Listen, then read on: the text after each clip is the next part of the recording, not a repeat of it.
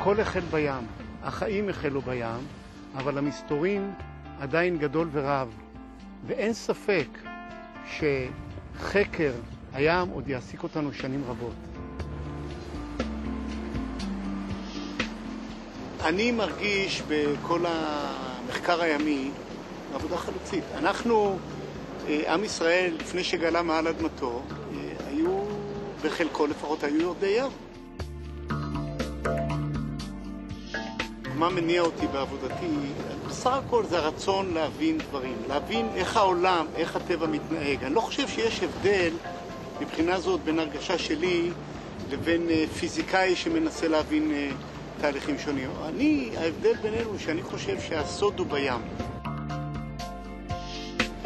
כדי להבין איך כדור הארץ עובד, אנחנו חייבים להבין את התהליכים. והתהליכים בים הם יותר פשוטים ויותר קלים להבנה ויותר קל לנו לחקור אותם.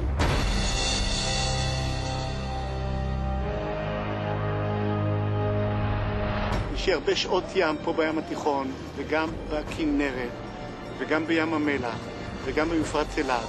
אני חקרתי את האוקיינוס האטלנטי וההודי והפסיפי וגם צללתי בים המלח, וזה דבר שהוא ממלא אותי לחלוטין. אני מנסה להחדיר את האהבה הזאת לסטודנטים שלי ולאנשים שאני בא איתם במגע. יש פה עולם ומלואו, הוא שלנו, אנחנו צריכים לכבוש אותו, אנחנו צריכים להבין מה קורה פה.